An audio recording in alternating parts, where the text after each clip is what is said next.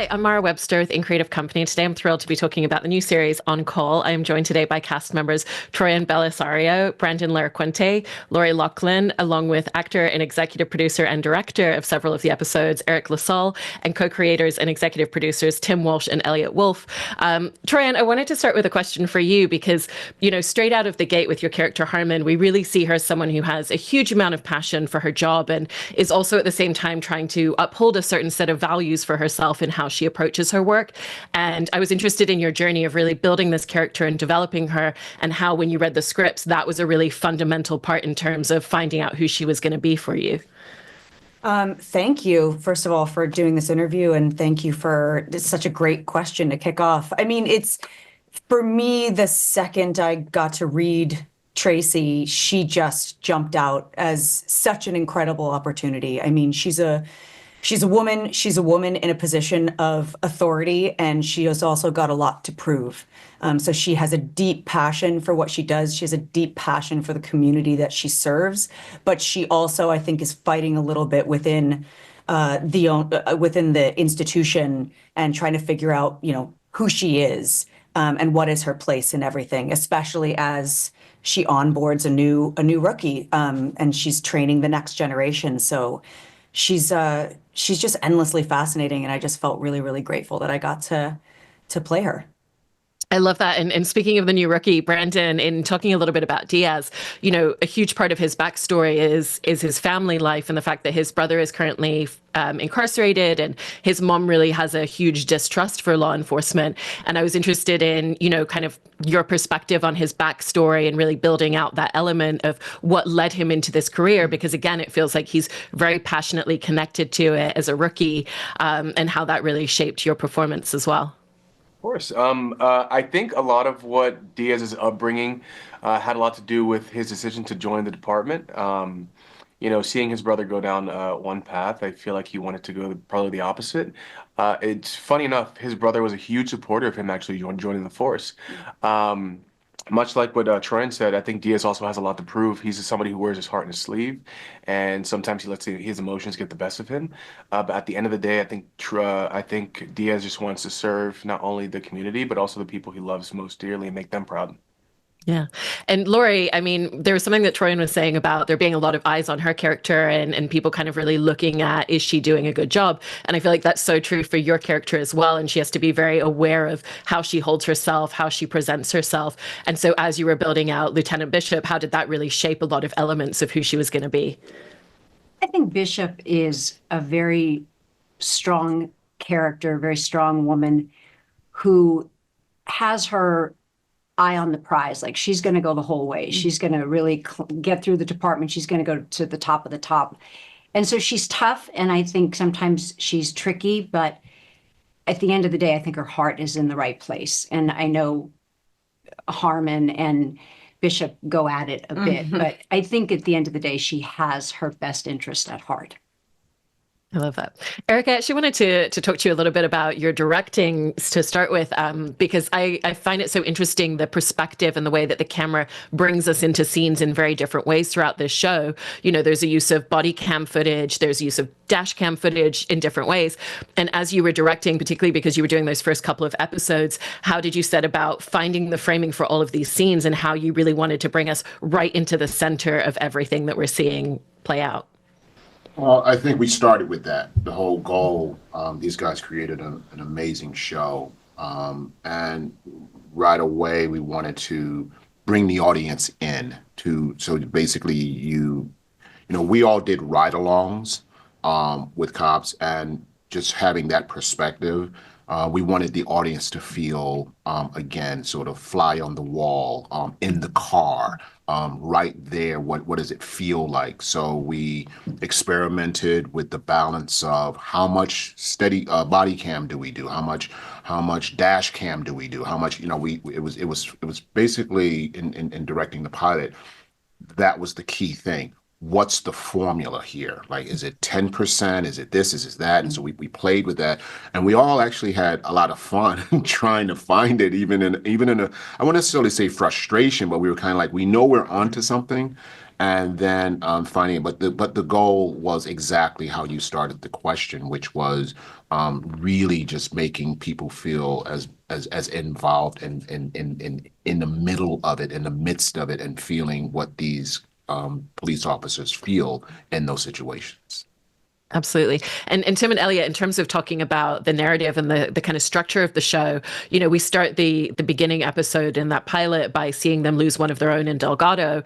And that really serves as kind of this overarching A-line story throughout, where a lot of the calls that they're taking, a lot of the situations that they're in really tie back to that. And then you have all of these different side kind of ventures that they're going on and different calls that they're being pulled into. And I was interested in the journey of going episode by episode and looking at that larger narrative that you want to continue throughout the entire season, and then finding the smaller subplots along the way. Yeah, you want me to take it or you? I don't think we ever started with a structure. We never set out to, we don't follow any structure. It's not a typical procedural. We don't start with a crime and solve it by the end.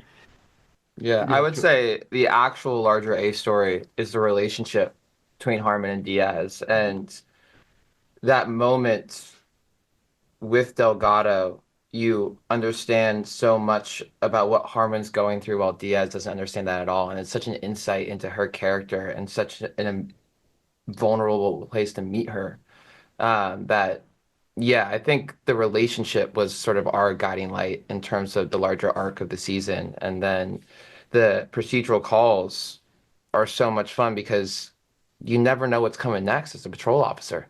So to put the characters in those situations and see how they react was also just a great way to build the dynamic between them and learn about each of them. And that first episode really is, what does it look like throughout the entire course of a day, and what would the full scope of a shift look like? Was that something that you had the idea of very early on, that you really wanted to encapsulate that throughout the course of a single episode? Yeah, I mean, these shifts range between, at the minimum 8 to 10 hours. And a lot of officers are now doing double 16-hour days. And that in itself is an adventure every day. So encapsulating that was always the goal. But, there's episodes where we range over multiple days too. And it all does come back, not to sound like a broken record, to the dynamic between the two. No, definitely. And Troian, obviously, your officer was training Delgado, the person that they lost. And so she takes it incredibly personally. And it feels like that really influences a lot of the scope and the dynamic that then exists with Diaz. And she's trying to be so protective of him to make sure that something like that doesn't happen to him in the field as well. And so how did that shape and create a lot of the dynamic that you wanted to set forth between the two of them? Well, I think you said it perfectly. Opening with that loss really, it really informs the stakes that Harmon is facing every day as a trainer, as a field training officer. For Diaz, it's when you see how much she loved Delgado, how much she valued her, and not only as an officer, but as a friend and as a person. And you see how that loss affects her. You see what she's not willing to lose in her next trainee. So she has to figure out how she can train him better, make sure that what she's doing for the next generation is going to put him in a better position than she blames herself, I think, in some ways. And so it really just was the most incredible, dramatic, high stakes opening to introduce two characters and a world. Absolutely. And Brandon, we really kind of get to see Diaz go through the experience of this idea that he's always had of what this job is going to be like. And a lot of the experiences that we see him having, he's really having them for the first time. And so what was that space for you in playing him and really looking at, if he's experiencing this for the first time, when is it going to emotionally affect him? When is he going to be able to put that aside and really just focus on the job at hand in that moment? Because it is a little bit of both in this really authentic way. No, I think that's a great point. I think Diaz, like probably most people who go into law enforcement, they want to serve the community, they want to help people. And I think the beauty of what Tim and Elliot have written is that slowly, little by little, the job starts to chip away at him. And it starts to break his character, starts to break his soul, and his initial thoughts of what the job entailed. I think it's so hard to put that into a description of a job title, of a job. And Diaz, throughout the season, you start to see him, the almost like an onion just unravel, and you start to see his emotions because he's a human being, and he might not agree with the way that certain things are run. But to Troian's point earlier, it's he's just it's just he has to deal with the hierarchy of it all, and yeah, I think the writers did an incredible job at just layering each character to. They don't begin the same way they started. By the end of the show, they're two completely changed individuals. Yeah. Definitely. Eriq, as well for your character, Lasman, he's been in the force for such a long time. And, it's interesting to see the dynamic of that in comparison to Harmon, and some of the friction that sometimes exists between the two of them is from the fact that they approach things very differently, but they both have this really shared aspect of the passion and the connection to the job and the work that they do. And so how much did his history in the force and kind of those conversations about things were so different when I started out and when I came up, and this is actually how we used to operate, really shape a lot of that character development for you? Well, I think, raises a very interesting question in the structure of how it's written, in the sense of old school versus new school. I mean, the whole show is about these two guys that, a rookie, and what a great, it's sort of, this interesting semi-documentary type vibe of, where he's starting, where she is, where I am, where Lori's character is. It's like, and we all have different lifespans in this thing, and so I might be the most seniored, so I'm much more connected to sort of that old school way of policing, but there's also some interesting grays in there. Everything, I mean, the whole show is really saying everything is not black and white, no pun intended. You know what I mean? And so we represent the various shades of that in this journey of basically policing a community. And that's we all have the same goal.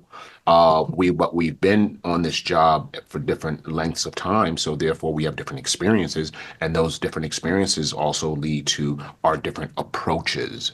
And I think that's really cool to have those grays there. And if I could also jump in on that, I think what's really beautiful that our writers and that everybody on the show really encapsulated is Long Beach is such a diverse and wildly different community.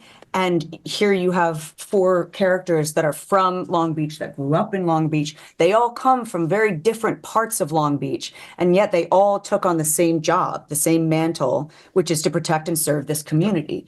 And we all arrive on the scenes of our calls as ourselves, right? So I know as Tracy Harmon showing up, I'm never going to be the biggest person on the scene. I'm never going to be the fastest person. He's way faster than me. But you know what I mean? She has to bring what are her best assets to be able to do the job. It's the same thing, with each of our characters. What do we bring that still makes sure that we are all, protecting and serving this community? And I think that that's really cool because you get to see from so many different angles what we all think the best way to do the job is.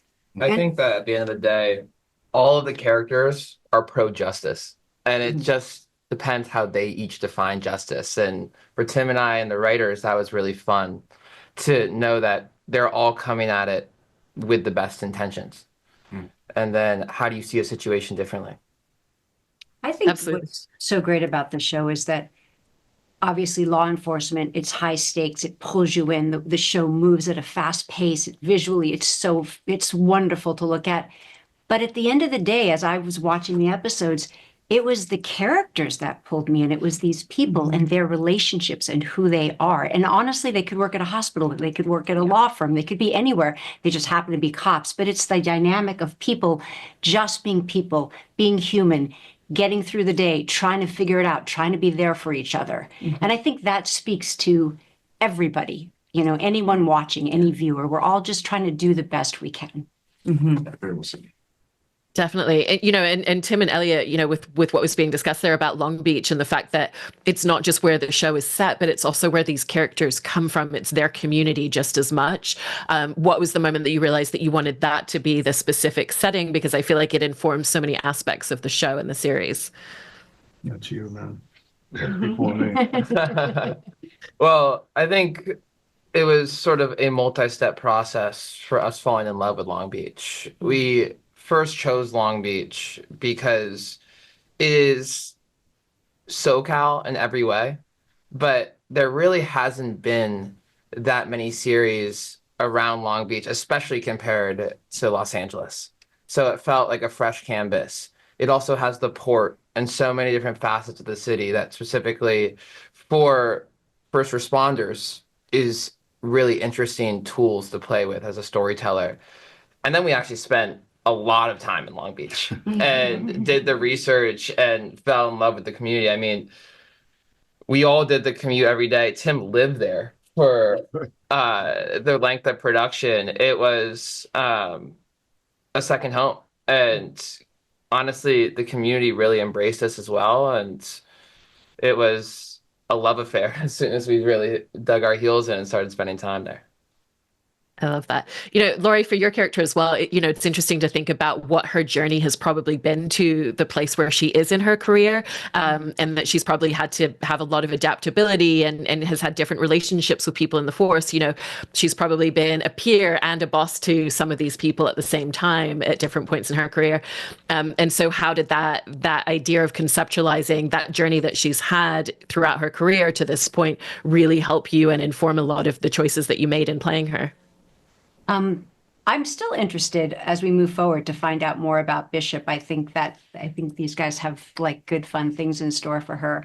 But again, I think that she's a cop that has been, by the book, but just a human being doing the best that she can do. And as these guys go out every day in the field, she has to worry and feels responsible for all of their well-being, which is, a heavy weight to carry. Mm-hmm. And Troian and Brandon, I love the fact that in that first episode, we kind of get to see your characters having their first day together on a ride along. And so they're getting to know each other throughout the course of the season. And they develop such a great rhythm and kind of level of trust with one another by the end. And so how did the two of you figure out where you felt like they were at different stages? And, is this a moment where they feel like they really trust each other, or are they kind of like holding something back a little bit? Because it's both about their dynamic as colleagues, but also their personal life and what they're willing to share from that side as well. Mm-hmm.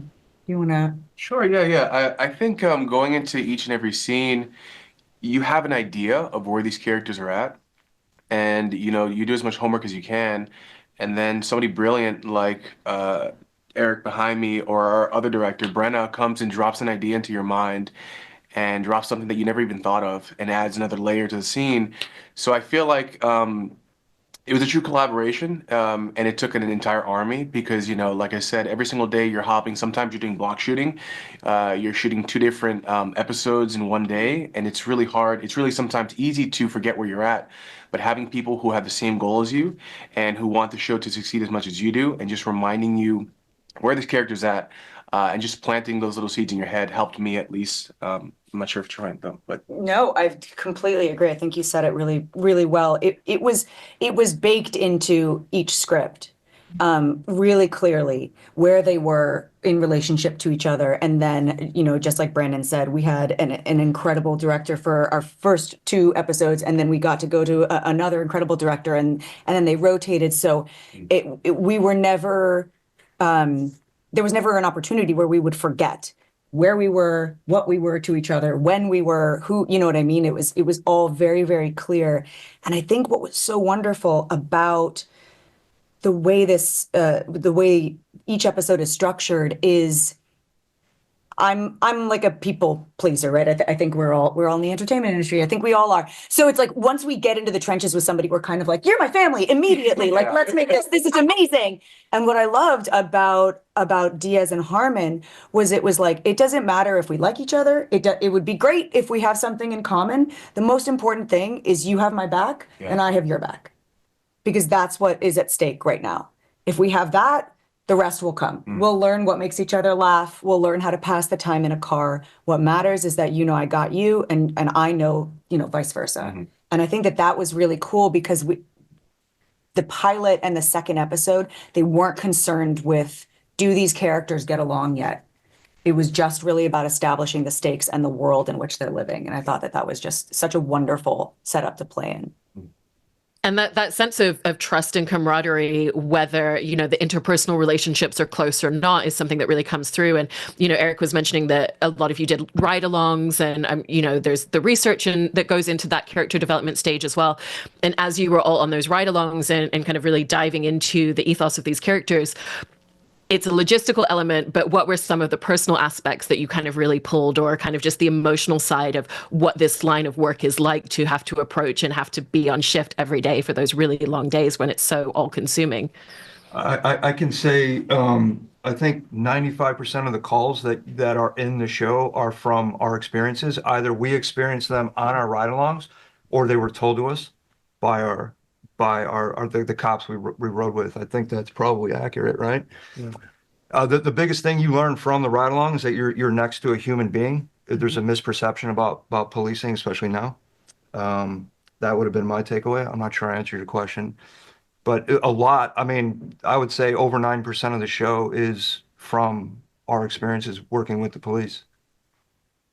And what was your experience, Eriq, in terms of like what you kind of really understood both as a director and both as an actor for your character through that experience? Well, you know, for me, the foundation was it goes back to what the show's about. The show's about a relationship between a veteran cop and a rookie cop, and how the interesting things sort of come from that. And so, just from a personal point of view, you know, Tim and I met a few years ago and worked on developing a project. So there was this interesting, there's a trust. There's such a trust. I trust this man. I respect this man. I think he's wildly talented and a true artist. And we just melded right away. One of our advisors, a cop by the name of Brian Luch, we call him Luch, said, "You got to meet Tim." And when I met him, it was there. Lori and I worked together back in '93 or '92, you know, she was just such a just really touched me as a very kind person. I've worked for Elliot's father for almost since you were running around pissing on yourself or something.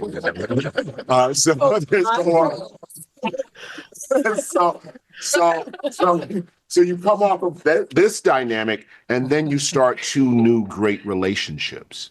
And so I'm using the personal as that's what's captured in the show with characters. You have people that you're just beginning to work with for the first time, people that you trust, people that like Troian said, people that you know have your back, people that you go, look, if they're doing this, I don't even need to know all the information because I know. And so that becomes those qualities and what I've had the fortune of experiencing off screen with these people is something that I think the show captures beautifully, which is the different dynamics of the tenure of a relationship, the beginning of a relationship, the ups and downs of a relationship. And so that's it's up to us, you know, Tim and Elliot put us in situations as actors to be able to draw off of that. And that's what gives us so many colors and complications in our relationship. Because and at the end of the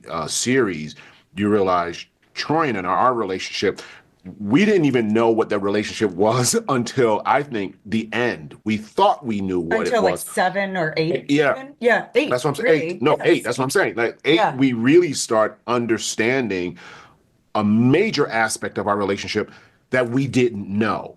And so it's the same thing with, as and I'm speaking as a director, it was similar in watching the growth of when we first auditioned one day, we had them all in the room for 8 hours, and even seeing the growth there, and then seeing the growth, and when I say growth, I mean trust and daring and unapologetic. It's the same thing in the writing. The writing becomes just like, we're going for it. You know what I mean? And so we've been able to experience that personally, and I think we've captured it very well on film, based on the writing, based on the talent, based on the actors, and everybody contributed. Every department just really elevated the show. And That's so great. Well, oh, sorry. And I just want to add one thing to that about the relationships. When I went on a ride along, I think that was the one thing I walked away. I didn't know what to expect, but the relationships that the police officers had with the people in the community, like, and how everybody was on a first name basis, and they had these very interesting friendships. That really took me by surprise. Yeah, absolutely. Well, congratulations on the series, and thank you so much for sharing all of this. I really, really appreciate it. Thank you. you. Thank you. Awesome.